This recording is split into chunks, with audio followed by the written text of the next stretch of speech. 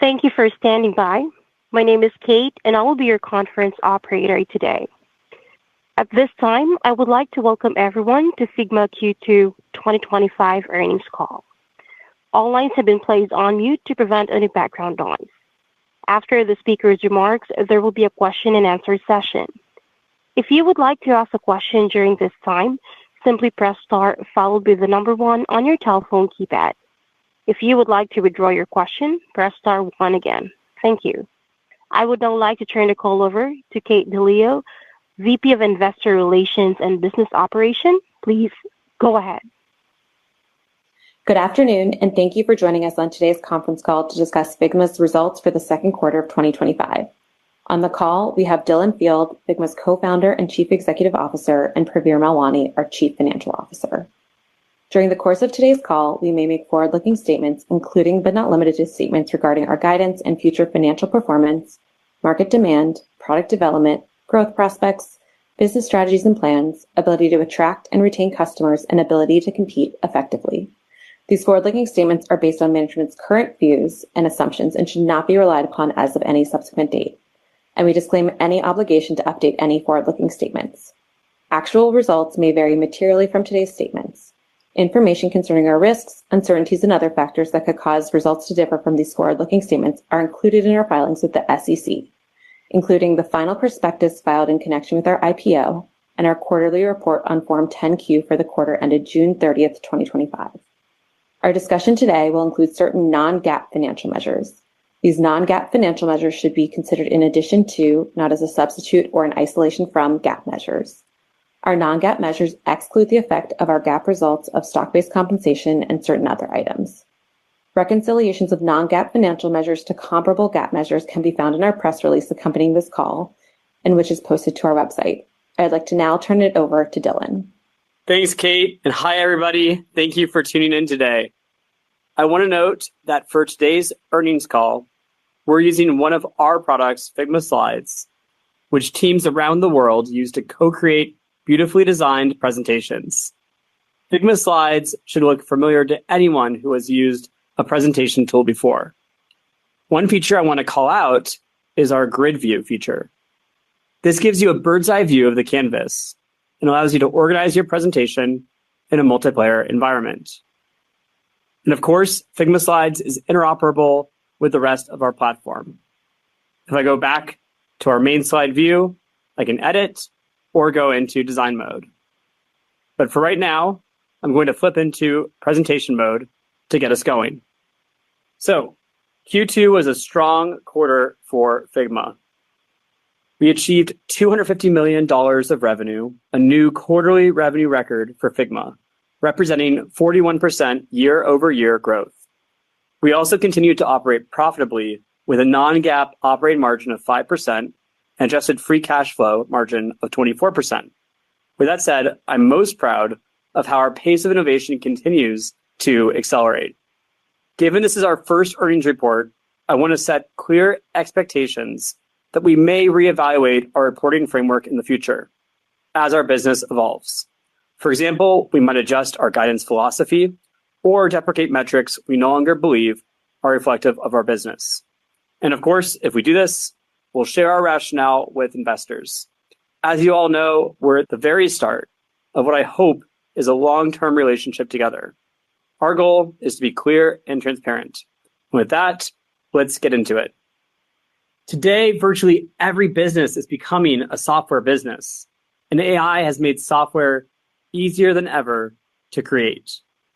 In this world, we believe your design, your craft, and your brand's point of view is what's going to make your product and your company stand out. Design is now the differentiator. It's how companies win or lose. And our goal at Figma is to build and expand our platform so we can do even more to unleash the taste and craft of our customers, who together are shaping and defining this next era of digital products. This goal is what guides our team, it guides our roadmap, and it guides our investment philosophy. It's also what motivates me as I think about the years and the decades ahead of how we can expand our platform. We're focused on building a durable, long-term business that serves the evolving needs of designers and product development teams. Our focus drives our capital allocation decisions at Figma. For example, you should expect to see significant investments in our AI efforts because we believe AI will be critical to how software development workflows evolve moving forward. This means that we expect margins to come down in the near term as we invest in the long term. And as I wrote in my S1 founder letter, we do plan to take big swings if and when we see opportunities to invest, both organically and inorganically. We know this approach won't resonate with everyone, but we believe we have a massive opportunity in front of us, and we intend to capture it. Figma is where teams come together to turn ideas into the world's best digital products and experiences. What started as a design tool when we launched our closed beta back in 2015 has now grown into something much bigger, a single connected AI-powered platform that serves the entire product development process. We serve a deeply engaged global community of designers and product builders. They're passionate about their craft, and they inspire us to think bigger every day, which brings me to Q2. This May, we brought nearly 10,000 members of our global community together in San Francisco for our annual Config conference. Hundreds of thousands of users also tuned in to watch virtually, and then the next week, we hosted thousands more in person at Config London. At Config, we launched 4 new products, doubling our product offering. These products are Figma Make, Figma Draw, Figma Sites, and Figma Buzz. We also launched our Dev Mode MCP server, which speeds up developer workflows by bringing context from Figma Design into any surface that consumes MCP. For example, IDEs like VS Code and Cursor.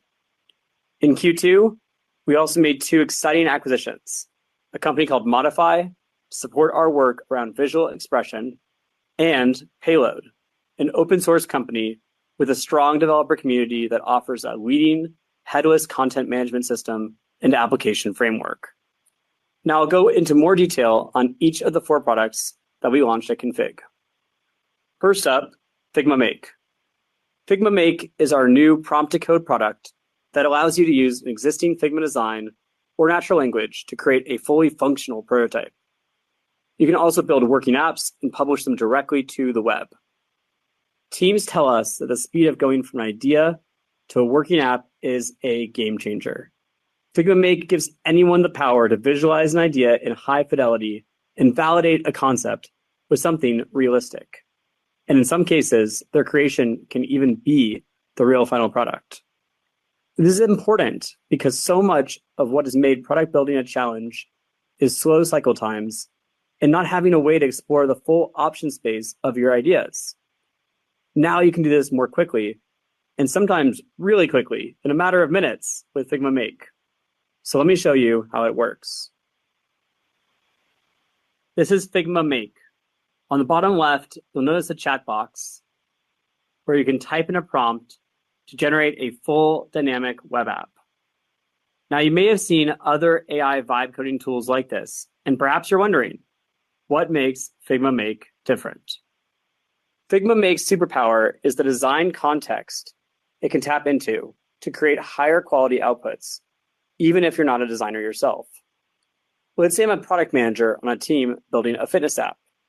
I have all these amazing designs that my designers have mocked up, and they look great, but maybe I want to get a better sense of how the app actually works from the end user's point of view. This is where having a prototype that I can play with can help validate my direction. Rather than asking a designer to wire one up, I can just ask Figma Make. All I have to do is copy this from Figma Design into Figma Make. It's pasting in. And with that, all the design context and the metadata that is in Figma Design is now in Figma Make. So let me add a prompt in the chat box to bring in a bit more context. I'll ask Make to make this a fully interactive dashboard that matches this design one-to-one. Allow me to hover over the chart to see data and filter by time range. One thing we've heard from customers is that they want the outputs they generate to look and feel consistent with their other products. With Figma Make, you can connect to your design library and bring in style context, like color palettes and other core styling elements. This is an area we're investing a lot of time in. There's even more improvements to come. All right, so now we're ready. We'll click here, and Figma Make, as you can see, is starting to interpret the prompt, the designs we provided, and even starting to write the code that'll turn them into functional prototypes. You can see it begin to work. This will take a couple of minutes. So in the interest of time, let's take a look at a finished example. Here, you can see the working prototype that we got from the design in just a single, simple, natural language prompt. And you can see it's fully interactive as I move my mouse around, my cursor, and actually see the hover effects or toggle between these tabs. And if I want to make changes to the generated output, I can simply prompt again. I can also easily refine my result by clicking here in order to select part of the prototype. For example, this new reminder button. And as I do that, I have the ability to change its color to something else, should I want to, and easily directly manipulate the output. Voila, there we go.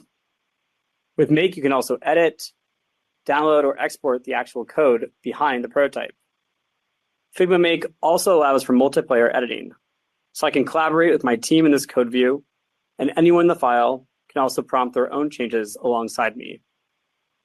Okay, now I have a working prototype for my fitness app that I can preview across screen sizes, share directly with my team for feedback, test with users, or, if I feel it's ready, publish directly to the web. This is still early days for Figma Make, and we're working hard to rapidly improve it. The response we've seen from users so far has just been amazing, and we're so energized for what's next. For example, a firm is using Figma Make to help visualize and validate their ideas faster. Rather than writing detailed PRDs, product managers at a firm use Make to create prototypes that everyone can interact with. This helps them work through their ideas faster. Designers use Make at a firm as a thought partner when they want to work through multiple concepts, such as a user interaction pattern. A firm's PMs, engineers, and designers also use our Dev Mode MCP server, and they've told us it speeds up their development velocity by, quote, orders of magnitude. One designer was able to rebuild major product flows in less than 2 days. A firm also recently upgraded to an enterprise account.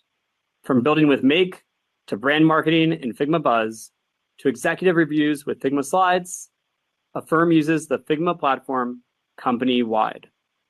Switching gears from Make, for some time now, our users have asked us to improve Figma's vector functionality.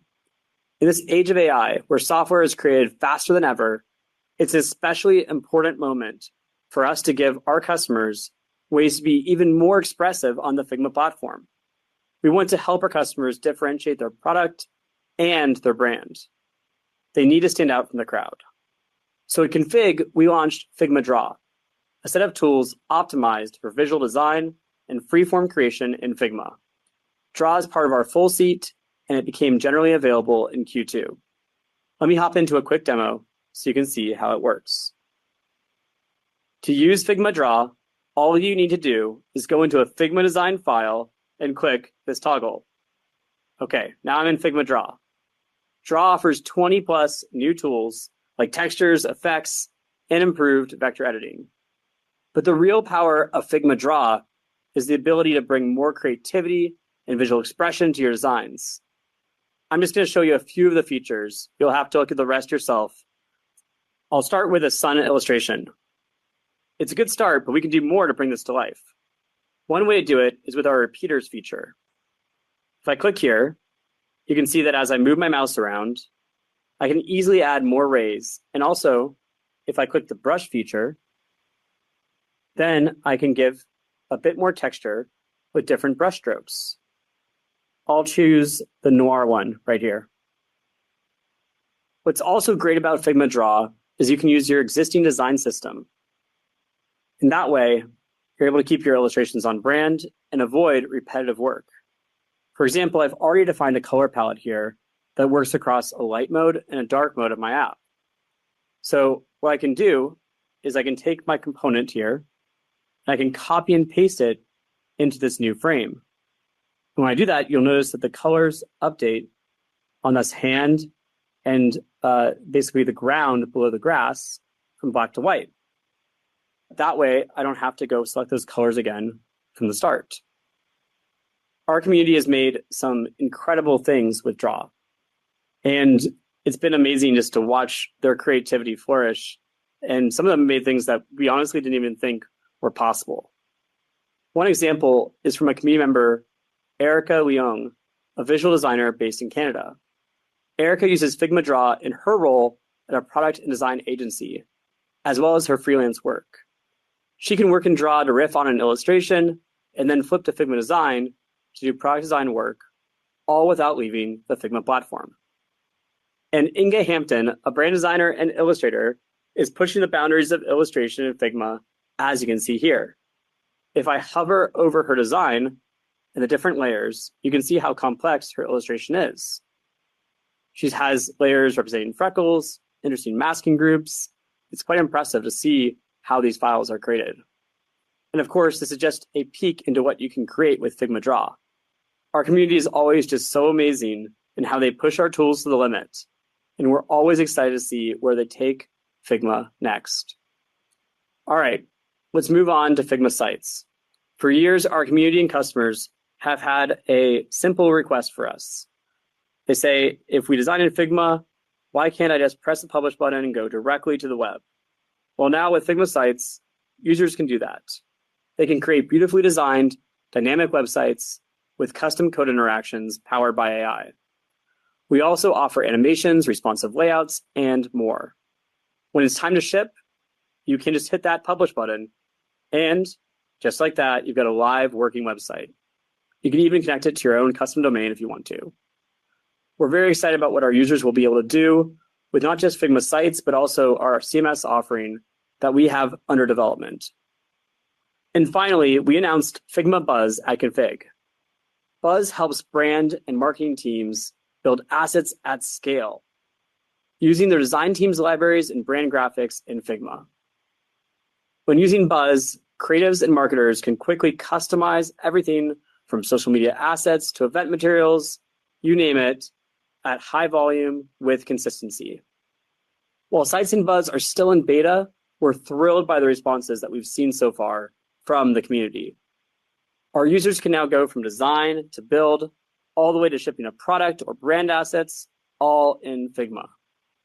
And lastly, we continue to serve the evolving needs of developers, who accounted for approximately 30% of our monthly active users during Q2. In Q2, we launched our Dev Mode MCP server. With Dev Mode MCP, developers can connect the design context in Figma to their AI coding tools. And with that, they can generate the base implementation of their front end at lightning speed. The combination of design context plus code-based context helps produce better code output from LLMs, tailored to the user's designs. And it's been so exciting to hear how our customers are using this. One customer example here is Coinbase, who serves users in more than 100 countries. Coinbase has been a Figma customer since 2018, and they've grown from just a few users, I remember when I went there and demoed in the first place, to hundreds of designers, developers, product managers, marketers, and more, building multiple products from start to finish, all in Figma. And Coinbase ships fast. AI coding tools have helped, and by implementing Figma's Dev Mode MCP server, Coinbase can make sure that LM-generated code is design-informed. This means they can move quickly, but without sacrificing their brand or system integrity. Coinbase has seen encouraging early results with improved developer velocity, greater parity between design and development, and a consistent user experience across their platform of products. From the start, we've taken so much inspiration from Figma users and customers around the world. And of course, we're super focused on how we can keep meeting their needs. In Q2, we continue to make our product more accessible to customers outside the United States. In April, we localized our product and support for Korean language users. And then, shortly afterwards, in May, we made our product and support available in Brazilian Portuguese. We've seen this resonate with customers, including Itaú Unibanco and Nubank in the LATAM region. Itaú is Latin America's largest private bank. With Figma's AI-powered platform, they've accelerated their product development process and the way teams work together across the company. Itaú uses Figma to go from ideation to prototyping all the way to code and delivery, elevating the quality of their experiences that they deliver to customers. Nubank is a fintech company that uses Figma Enterprise and serves more than 118 million customers. Figma's platform is where everyone works together in one space, including hundreds of designers, researchers, engineers, and PMs. Figma has helped Nubank scale their products with consistency and speed as they've grown across North and South America. As I look ahead, I'm just so excited about the opportunity in front of us. The role of design and craft and the importance of building great user experiences has never been more critical. And this is especially true in a world where AI makes it easier than ever to build software. In this world, design is more essential and it's more powerful. Design is how companies win or lose. It is the critical differentiator. I want to thank our customers for their trust, our community for their energy and ideas, and the entire Figma team for their hard work and incredible execution. We have so much more to build together, and I'm so looking forward to the future. With that, I'll hand it over to our CFO, Pravir. Thank you, Dylan. As Dylan mentioned, we are excited to share the results of another strong quarter. First, I want to reiterate our growth philosophy. We are focused on growing responsibly, which you can see in our multi-year track record of durable growth and non-GAAP operating margin profitability. We have been disciplined stewards of capital and will continue to invest in the growth opportunities while managing our margins. As Dylan said, we believe the opportunity ahead of us is large. We plan to deepen our investment in the near term to take advantage of this opportunity. We held our annual user conference, Config, during Q2, and it remains a key investment in our community, customer relationships, and product momentum. When we introduce new products and features at Config, we often roll them out gradually to gather feedback and learn from early usage before we expand to broader availability. This brings me to our Q2 results. As we laid out in our S1, our rapid pace of innovation has been a consistent component of our growth algorithm, helping us win new customers and expand adoption within our existing customers as we meet their evolving needs. We rolled out updates to our pricing and packaging in March of this year, so Q2 is the first full quarter with the new pricing and packaging in place. Customers on annual plans will remain on our legacy plan until their first renewal. The customers who are on our monthly plans have all migrated to our new model.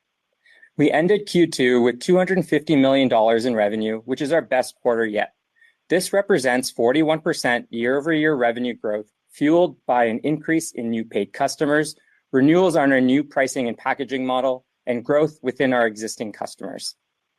As we've expanded Figma's capabilities to serve more parts of the product development journey, we've seen the benefits of working on a unified platform resonate with more and more customers. During Q2, more than 80% of our customers used 2 or more products, and 2/3 of our customers used 3 or more products. One example is Alaska Airlines. When Alaska Airlines and Hawaiian Airlines merged late last year, their design teams needed a way to work together while keeping each brand distinct. Both airlines were already using Figma, so when Alaska renewed their enterprise plan in Q2, they were able to bring their teams together seamlessly. Both brands now share design systems in a single secure account with built-in support for brand-specific libraries. With variables, dev mode, and Figma Make, the teams innovate faster and keep experiences consistent across every touchpoint, making it easier for millions of passengers to travel. Our net dollar retention rate, which accounts for expansion, contraction, and churn across paid customers who spend over $10,000 in ARR, was 129% in Q2. Our net dollar retention rate was primarily driven by seat expansion within existing customers, along with renewals on our new pricing and packaging model. As of Q2, we now have over 11,900 paid customers spending over $10,000 in ARR and more than 1,100 paid customers spending over $100,000 in ARR, which grew 42% year over year. Now, to discuss some key income statement results. Unless otherwise noted, all metrics are non-GAAP. We've provided a reconciliation of GAAP to non-GAAP financials in our earnings release, which is posted to our website. Our gross margin this quarter was 90%. We anticipate that we will see further gross margin compression in the near term as we roll out our AI products, including Figma Make, and recognize increases in inference spend. This is the largest driver of the quarter-over-quarter change in our gross margin. We view this as an investment in our products, our product differentiation, and meeting the evolving needs of our customers. Our operating margin for Q2 was 5%. We see elevated sales and marketing spend in the quarter when config takes place. If you look at our historical financials, you will see similar seasonality in Q2 2023 and Q2 2024. We decreased our sales and marketing costs as a percent of revenue year over year from 46% in Q2 2024 to 39% in Q2 2025. We also experienced a year-over-year increase in G&A costs as we invested in our public company readiness efforts. Our adjusted free cash flow margin in Q2 was 24%. We saw year-over-year improvements in our adjusted free cash flow margin primarily due to strong collections growth. And we ended the quarter with $1.6 billion of cash, cash equivalents, and marketable securities on our balance sheet. Within the $1.6 billion, we also held approximately $91 million in our Bitcoin exchange traded fund. I also want to provide additional detail on our lockup releases. First, as described in our S1, current non-executive Figma employees may have the ability to sell up to 25% of their vested holdings after this earnings announcement, depending on the stock price. Second, our early VC stockholders represent a large collective ownership position in the business, and we want to provide some new information around when their shares will be released from lockup restrictions. 5 of our largest VC stockholders have signed a new extended lockup agreement with us. Their extended lockup will expire approximately 1 year after the IPO, with 17.5% of their shares being released after the Q3 2025 earnings, 20% after Q4 2025 earnings, 27.5% after Q1 2026 earnings, and 35% after Q2 2026 earnings. When these shares are released, they may be held, transferred, distributed, or sold at the discretion of the extended lockup holders.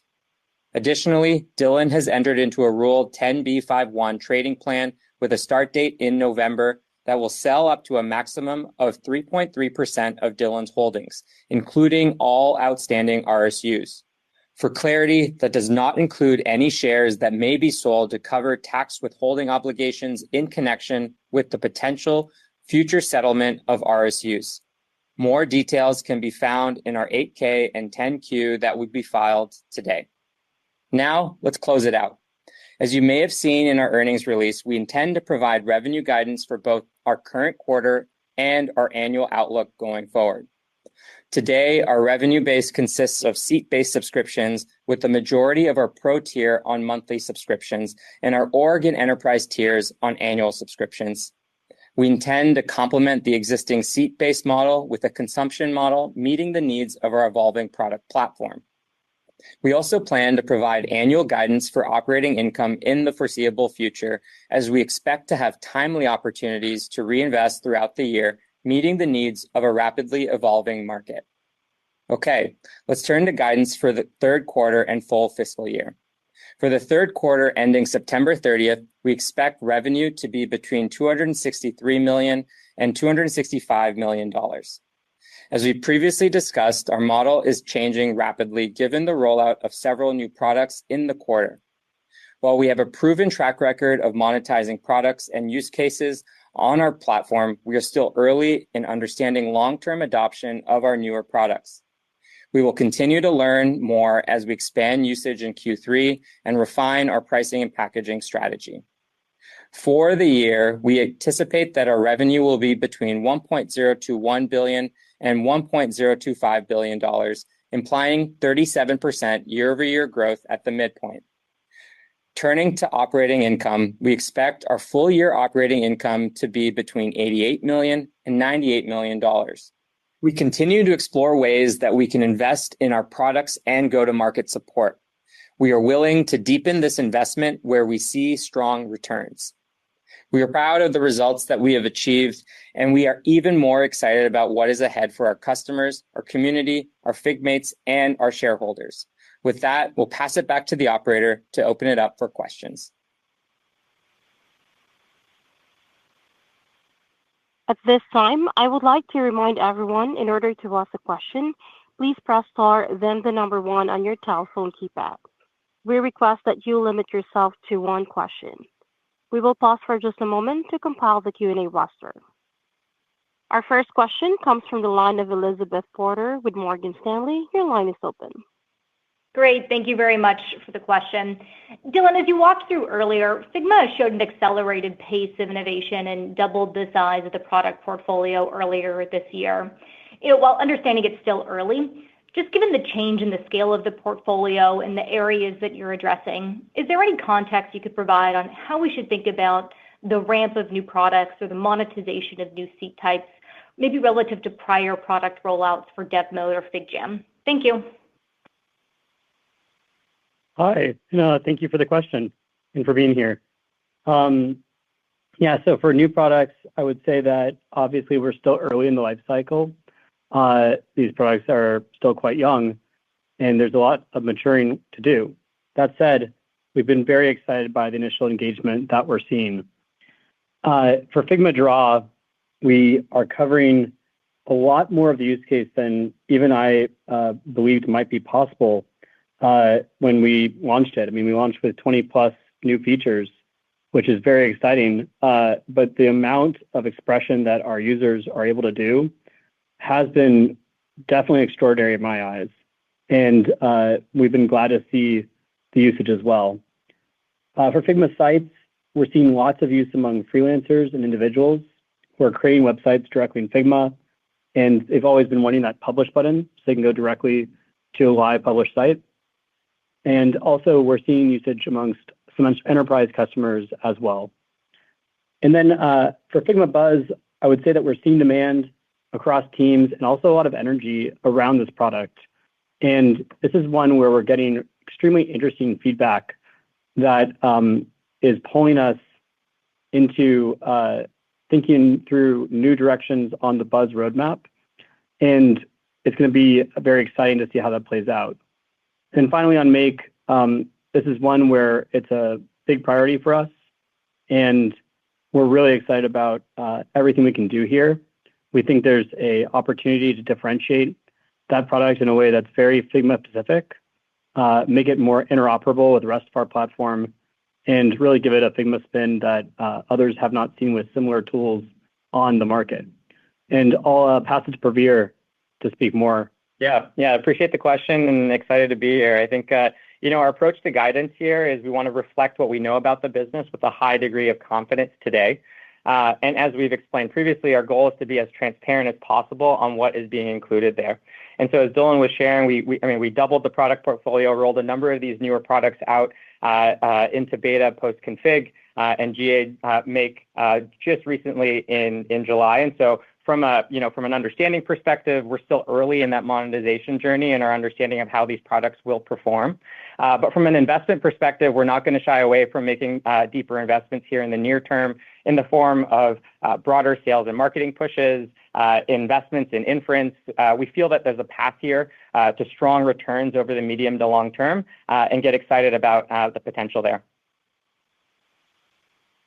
Our next question comes from the line of Gabriela Borges with Goldman Sachs. Your line is open. Hey, good afternoon, and congratulations to the team on the IPO. Dylan and Praveer, I wanted to stay on Figma Make for a moment. Maybe for Praveer, could you quantify or give us a little bit of directional color? Are you already seeing an uptick in the full seat? Did you see a change in trend because of Figma Make? And for Dylan, tell us a little bit about the competitive environment. You started alluding to it there at the end with being able to integrate into the broadest suite of Figma to be able to differentiate yourself. To what extent is this still a greenfield opportunity? Are you having to convince customers that have already played around with other prototyping tools to move over? Maybe just a little bit of feedback from the field. Thank you. Yeah, so I'm happy to start on the Make monetization side, and then if there's additional pieces that Dylan wants to speak to on the competition side, we can go there. So you're right in that we very quickly rolled out from beta to GA. And we're behind the scenes working to build out the billing infrastructure to support future monetization of the product. And today what we've seen is we've broadened from providing usage on our full seat type now to being able to provide usage across all different personas and all different seat types, including our starter plan as we've gotten closer and closer to the GA moment there. And so while we've allotted different credits based on tier. So as a full user on our enterprise tier, you have a higher credit limit than the full user on our organizations tier. We're not strictly enforcing those limits today for full seats, but are enforcing those limits on other seat types. We plan on letting customers know that they have the opportunity to purchase additional AI credits in the future, and we plan to be intentional about how we transition folks to feel like they understand the model and can map the value that they're seeing with the value that's being received in the future. Yeah, I can take competition. There are a ton of other tools that are sort of in this vibe coding, vibe designing, vibe whatever you want to call it area. And what makes Figma Make unique is the ability to take the design context from Figma into Make. And we believe that there's a lot more that we'll be able to do there in the future to make it so that you're able to create amazing results.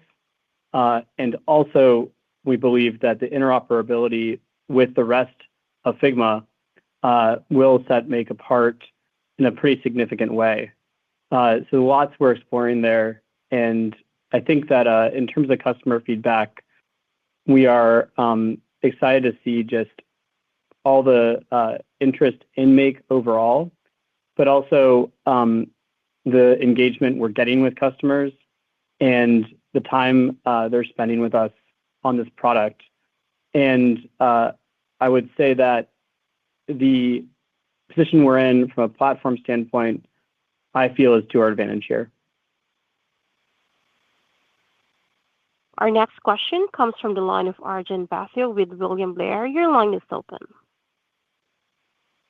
Yes, perfect. Thank you so much. Bear with me here. I'm losing my voice. So hopefully you can understand me. Dylan, maybe sticking on Make, I think one of the benefits of it or potential benefits of it is that it'll attract different personas to create. And I'm curious what you're seeing in terms of which types of users are actually using Figma Make, and is it expanding kind of your exposure to different personas across marketing, across product management, and obviously the core design persona as well? Yeah, thank you for your question, and I hope you feel better soon. Thanks for making the time to call in. So for Figma Make and personas, I'd say that designers are obviously at our core for Figma. That said, we've seen a range of users get value out of Make. And we see it serving not just designers, but also developers, PMs, marketers. Really, the entire organization can get benefit here. And if we just zoom out and kind of think about the core thesis that we talked about at the start of the call, our perspective has been for a long time now, a decade or so, that design is the differentiator. And I think that in the age of AI, when software is easier to build than ever, that's even more so the case. And with that, you need to be able to lower the floor, but also raise the ceiling, make it so that you're able to bring more people into the design process. But also, the raising the ceiling part is making it so that you can actually allow professionals to do even more with AI. And the interesting thing about Make is that it sort of does both. It invites more people in to express their ideas and to share different perspectives on where you can take a product, but it also allows designers and professionals to go more high fidelity. And as we think about the AI functionality across our entire platform, I'm very excited about how we can continue to lower the floor and raise the ceiling. I think this is just the start. Our next question comes from the line of Rishi Jaluria with RBC. Your line is open. Oh, wonderful. Hey, Dylan, hey, Praveer. Thanks so much for taking my question. One common question that we got, during the IPO process and post-launching is maybe fast-forwarding a little bit on the AI front. Obviously, Figma Make, great to see some of the early traction there. But if, in fact, AI ends up being a major paradigm shift and the nature of what we call, quote, software shifts from prepackaged SaaS application to agents and multi-agentic systems, can you maybe walk us through why you expect that Figma is still going to be not just relevant, but market leading in that new paradigm and that new post-AI software world? Thank you. Yeah, thank you for the question, and always down to talk about agents. It's a fun topic. I think that, first of all, I'd say that the narrative around agents is not necessarily where I expect that will go with the world, but we'll see over time. I think that right now, agents are being seen as this kind of black box that will take care of everything for you. And where I think it'll end up is instead you'll need to have way more surfaces that actually you expose through an agent in order to audit the work it's doing, but also you'll need to integrate agents into your software. And I think that with agents and the surfaces that you'll have to design for them, they'll have different constraints than the software that you're designing otherwise. And this is just one example of sort of how much multiplication of screens and different targets that you need to design for. And I think that the role and the job of a designer will increase in complexity because of that multiplication of surface area. We're also going to see a lot more on different screen sizes, different modalities like VR and AR, as well as, I suspect, different ways of interacting with screens in general. And I'm quite excited for that. I think our job for Figma is to make sure that whatever you're designing, we're able to support you. And so that's what we're focused on. Our next question comes from the line of Michael Turrin with Wells Fargo. Your line is open. Hey, great. Thanks very much. Appreciate you taking the question, and congrats to the team on making it this milestone. Dylan, you mentioned willing to take big swings just as part of the presentation. It's clearly been an amazing journey for Figma thus far. Maybe you and Praveer can speak to how you're thinking about use of cash, given just the $1.6 billion you have on the balance sheet currently, alongside any framework you're using to evaluate what would drive you to take one of those bigger swings going forward. Thanks very much. Thanks, Michael. Appreciate the question. I think you're right. We sit on $1.6 billion in cash. It gives us some flexibility here to invest in some of these newer areas that we've been exploring, both as we deepen our investments in AI with products like Figma Make in particular, and spend on the inference side as we evolve our sales and marketing presences and strategies there as we seek to take now a full suite and platform that out to market. And so we've got no shortage of ideas on how we can continue to refine our investment thesis internally, and we expect to pull those levers as we see fit. I think the reason why we've settled on an annual guidance framework for operating margin is because we do believe we're going to find these opportunities throughout the year, and want to be really clear that we intend to find those opportunities and really pounce on them at the right moments. And so expect to hear more from us on that in the future. And right now we feel like we're well capitalized to be able to tackle the ideas that we've got on the table. Yeah, and I can add on the framework part. First of all, just reemphasize what Praveer said, which is that we're always scanning and looking at the landscape around us, both in ways that map to the current priorities of Figma, as well as future directions we could go. And sometimes M&A for us is small scale, but we also, as I indicated in my founder letter, we're very willing to take big bets if we truly believe in them. And so what would be that framework for us to do that? If we wanted to do M&A at scale, I think it would have to hit 3 criteria. The first is, of course, it has to be an amazing team and an amazing asset in a way that we think it's a good setup for us to bring in. The second characteristic I'd be looking at is they would need to be culturally consistent and hopefully actually additive to the culture, bringing new cultural traits that we want to get even stronger on. The third is, I think that going forward, we would have to believe for M&A at scale that whatever we are bringing on maps to a company priority that's one of our first or maybe second priorities, but not like a third. So if it's in the top 2 going forward, great. If not, it's probably not for us.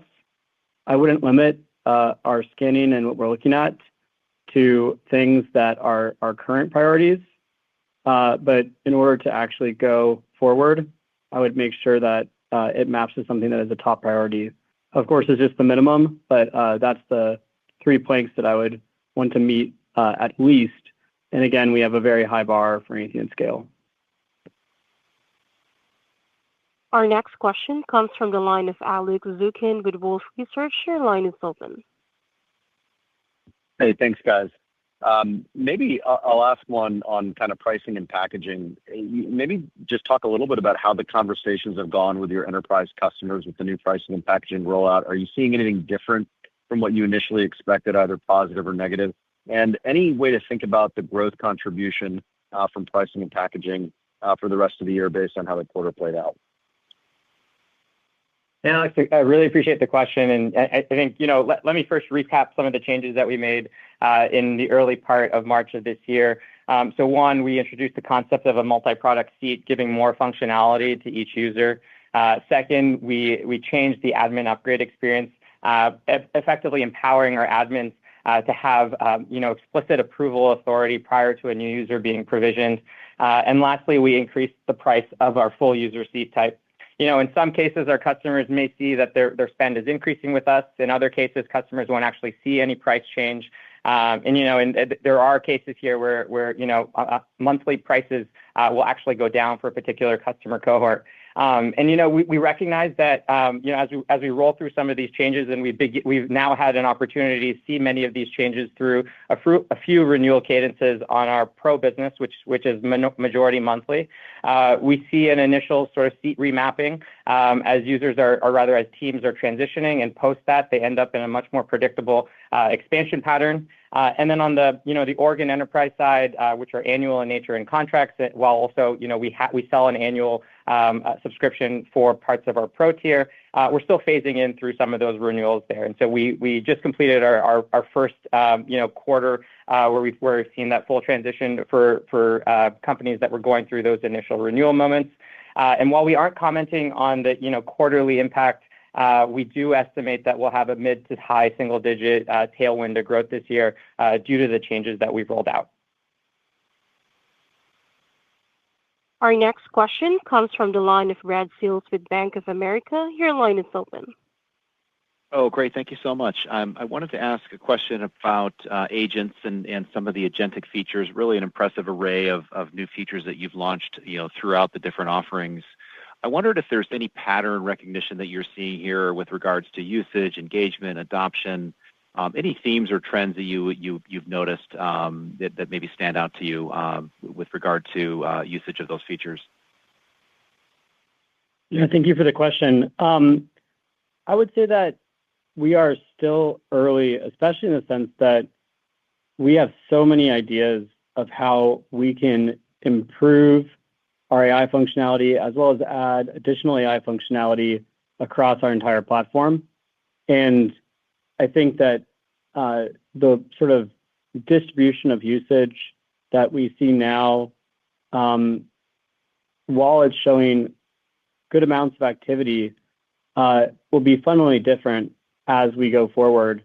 And probably not in ways that we can fully predict. And so we're watching that carefully and making sure we can learn as much as possible from it. Our next question comes from the line of Brent Braceland with Piper Sandler. Your line is open. Good afternoon. Thanks for taking the question here. Dylan, I'm trying to understand the Figma Make opportunity. Was hoping you could maybe help size the prototyping market that it addresses. If I go back and look at Figma Design, clearly disrupted the single-player design tools out there. Figma Dev Mode really expanded the user base outside of design into the developers. And what does Figma Make bring? Is this a new user base? Do you think this is going to increase ARPU by cross-selling in the installed base? Walk us through the AI prototyping opportunity and what Figma Make brings there. Thank you. For sure. I'd say that, first of all, I don't see Figma Make as just prototyping. I see it as a way to prototype as well, but also you can go from prompts to working app and actually ship what you have.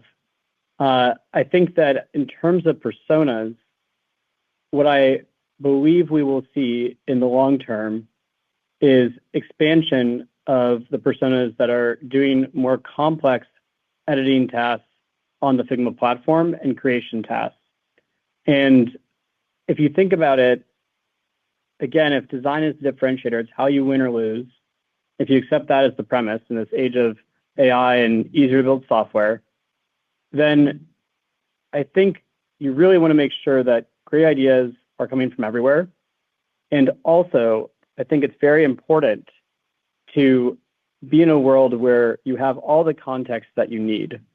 Not only the context from your visuals or your user flows or your brand, but also culture, business constraints, and insights across your organization. Figma Make opens up that opportunity for more people to contribute to the design process. I also think that if you conceptualize design as this branching path where you're looking at full option space and trying to figure out which of the branches to go down, Figma Make helps you really explore that option space faster and get to an insight around where you want to go deeper on, so that you can add your own craft as a human. You can add your own point of view. We can help with that through Figma Make in order to help designers, but also everyone else in the organization accelerate ideas further, and designers can help lead that transformation. Ladies and gentlemen, that concludes today's call. Thank you all for joining. You may now disconnect.